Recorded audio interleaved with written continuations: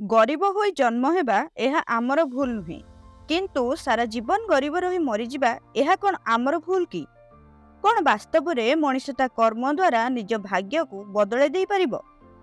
ନମସ୍କାର ବନ୍ଧୁଗଣ, ଚାଲନ୍ତୁ ଆଜିର ଏ ଛୋଟ କାହାଣୀ ଦ୍ୱାରା ଆମେ ଏ ସବୁ ପ୍ରଶ୍ନର ଉତ୍ତରକୁ ବୁଝିବାକୁ ଚେଷ୍ଟା କରିବା। ଏକ ଛୋଟ ଗାଁରେ ରାମଲାଲ ନାମକ ଜଣେ ଗରିବ ବ୍ୟକ୍ତି ନିଜ ଝିଅ ସୀତା ସହିତ ରହୁଥିଲେ। ରାମଲାଲ ଜଣେ ପରିଶ୍ରମୀ ଦିନ ମଜୁରିଆ ଥିଲେ। ଦିନ ରାତି ଏକ କରି କ୍ଷେତରେ କାମ କରୁଥିଲେ। ରାମଲାଲଙ୍କର ସୀତାକୁ ଛାଡ଼ିଦେଲେ ଆଉ କେହି ବି ନଥିଲେ।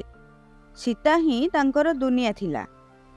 ତାଙ୍କର ଗୋଟିଏ ମାତ୍ର ସ୍ୱପ୍ନ ଥିଲା ଯେ ସେ କିପରି ସୀତାକୁ ଭଲ ପାଠ ପଢ଼ାଇ ଶିକ୍ଷିତ କରିବେ ଏବଂ ତାର ସବୁ ଇଚ୍ଛାକୁ ପୂରଣ କରିବେ। ହେଲେ ତାଙ୍କର ଆର୍ଥିକ ଅବସ୍ଥା ବହୁତ ଖରାପ ଥିଲା। କ୍ଷେତରେ କାମ କରି ରାମଲାଲକୁ ଯାହା କିଛି ଅର୍ଥ ମିଳୁଥିଲା ସେଥିରେ ବହୁତ କଷ୍ଟରେ ନିଜ ଖାଦ୍ୟପାନୀୟ ଖର୍ଚ୍ଚ ଉଠାଇବା ସହିତ ସୀତାର ସ୍କୁଲ ଫିସ୍ ଦେଉଥିଲେ। ଏତେ ଅଭାବ ଅନଟନ ଭିତରେ ମଧ୍ୟ ରାମଲାଲ ସବୁବେଳେ ସୀତାର ସ୍ୱପ୍ନକୁ ପୂରଣ କରିବାରେ ଲାଗିଥିଲା।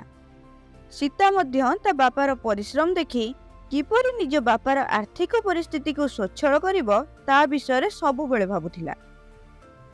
ସୀତା ପାଠପଢ଼ାରେ ବହୁତ ଭଲ ଥିଲା ଏବଂ ତାଙ୍କ କ୍ଲାସରେ ସବୁଠାରୁ ଚାଲାକ ପିଲା ଥିଲା।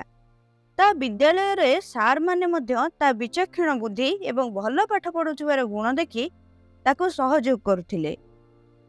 ଗୋଟିଏ ଦିନ ତାଙ୍କ ଗାଁରେ ଏକ ପ୍ରତିଯୋଗିତାର ଘୋଷଣା ହେଲା, ଯେଉଁଥିରେ ତାଙ୍କ ଜିଲ୍ଲାର ସମସ୍ତ ଭଲ ପାଠ ପଢ଼ୁଥିବା ପିଲାମାନଙ୍କୁ ଛାତ୍ରବୃତ୍ତି ମିଳିବାର ଥିଲା, ଯାହାଦ୍ୱାରା କି ମେଧାବୀ ଛାତ୍ରଛାତ୍ରୀମାନେ ବିନା ଅର୍ଥରେ ପାଠ ପଢ଼ିପାରିବେ। ସୀତା ମଧ୍ୟ ଏ ପ୍ରତିଯୋଗିତାରେ ଭାଗ ନେବା ପାଇଁ ଚାହିଁଲା। ହେଲେ ସୀତାର ସମସ୍ୟା ଥିଲା କି ଯଦି ସେ ଏ ପ୍ରତିଯୋଗିତାରେ ଭାଗ ନେବ ତାକୁ ଗାଁରୁ ସହରକୁ ଯିବାକୁ ପଡ଼ିବ, ଯେତେବେଳେ କି ଗାଁରୁ ସହରକୁ ଯିବା ପାଇଁ ତା ବାପାଙ୍କ ପାଖରେ ପର୍ଯ୍ୟାପ୍ତ ଅର୍ଥ ନଥିଲା। ଶେଷରେ ରାମଲାଲ ନିଜର ସବୁ ଗହଣାକୁ ବିକିଦେଲା ଏବଂ ସୀତାକୁ ସହର ପଠାଇବାର ବନ୍ଦୋବସ୍ତ କଲା। ସୀତା କଠିନ ପରିଶ୍ରମ କଲା ଏବଂ ପ୍ରତିଯୋଗିତାରେ ଭାଗ ନେଲା। ଶେଷରେ ତାର ପରିଶ୍ରମ ସଫଳ ହେଲା। ସେ ପ୍ରତିଯୋଗିତାରେ ଭଲ ମାର୍କ ରଖି ପ୍ରଥମ ସ୍ଥାନରେ ଉତ୍ତୀର୍ଣ୍ଣ ହେଲା ଏବଂ ତାକୁ ଛାତ୍ରବୃତ୍ତି ମିଳିଲା, ଯାହାଦ୍ୱାରା କି ତାର ଉଚ୍ଚଶିକ୍ଷାର ସ୍ୱପ୍ନ ପୂରଣ ହୋଇପାରିଲା। ଏହାପରେ ସୀତା ତାର ଉଚ୍ଚଶିକ୍ଷା ସାରି ଗୋଟେ ଭଲ କମ୍ପାନୀରେ ଚାକିରି ପାଇଲା। ସେ ତାର ବାପାଙ୍କର ସ୍ୱପ୍ନକୁ ପୂରଣ କଲା ଏବଂ ତାଙ୍କ ଆର୍ଥିକ ସ୍ଥିତିକୁ ମଧ୍ୟ ସୁଧାରିଲା। ରାମଲାଲ ଯେତେବେଳେ ତା ଝିଅର ସଫଳତାକୁ ଦେଖିଲା ତା ଆଖିରେ ଲୁହ ଆସିଗଲା। ତାର ଅନୁଭବ ହେଲା ଯେ ସେ ତା ଜୀବନରେ ଯେତେ ପରିଶ୍ରମ ତ୍ୟାଗ କରିଛି ଆଜି ତାର ଫଳ ତାକୁ ମିଳିଯାଇଛି। ଏ କାହାଣୀରୁ ଆମକୁ ଶିକ୍ଷା ମିଳେ ଯେ ବାସ୍ତବରେ ମଣିଷ ତା କର୍ମ ଦ୍ୱାରା ନିଜ ଭାଗ୍ୟକୁ ବଦଳାଇ ଦେଇପାରିବ।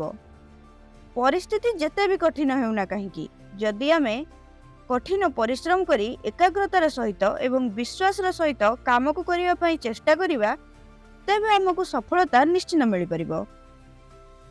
ସମସ୍ତଙ୍କ ଜୀବନରେ ଖରାପ ପରିସ୍ଥିତି ଦିନେ ନା ଦିନେ ନିଶ୍ଚିତ ଆସେ। ଯେଉଁମାନେ ସେ ଖରାପ ପରିସ୍ଥିତି ସହିତ ଲଢ଼ି ପାରନ୍ତି ନାହିଁ ସେମାନେ ସବୁବେଳେ ପଛରେ ରହିଯାଆନ୍ତି ଏବଂ ସେମାନେ ନିଜର ସ୍ୱପ୍ନକୁ କେବେ ହେଲେ ପୂରଣ କରିପାରନ୍ତି ନାହିଁ। କିନ୍ତୁ ଯେଉଁମାନେ ସେ ଖରାପ ପରିସ୍ଥିତି ସହ ସଂଘର୍ଷ କରି ନିଜ ଲକ୍ଷ୍ୟସ୍ଥଳକୁ ଅଗ୍ରସର ହୁଅନ୍ତି ସେମାନେ ହିଁ ନିଜ ସ୍ୱପ୍ନକୁ ପୂରଣ କରିବା ସହିତ ନିଜ ଜୀବନରେ ଗୋଟେ ନୂଆ ଇତିହାସ ଲେଖନ୍ତି ଏବଂ ଏ ସମାଜ ସେଇଭଳି ବ୍ୟକ୍ତିମାନଙ୍କୁ ହିଁ ଏକ ସଫଳ ବ୍ୟକ୍ତିତ୍ୱର ଆଖ୍ୟା ଦେଇଥାଏ। ହଁ ଆଜ୍ଞା, ଗରିବ ହୋଇ ଜନ୍ମ ହେବା ଆମର ଭୁଲ ନୁହେଁ, କିନ୍ତୁ ସାରା ଜୀବନ ଗରିବ ରହି ମରିଯିବା ଏହା ଆମର ହିଁ ଭୁଲ ଅଟେ।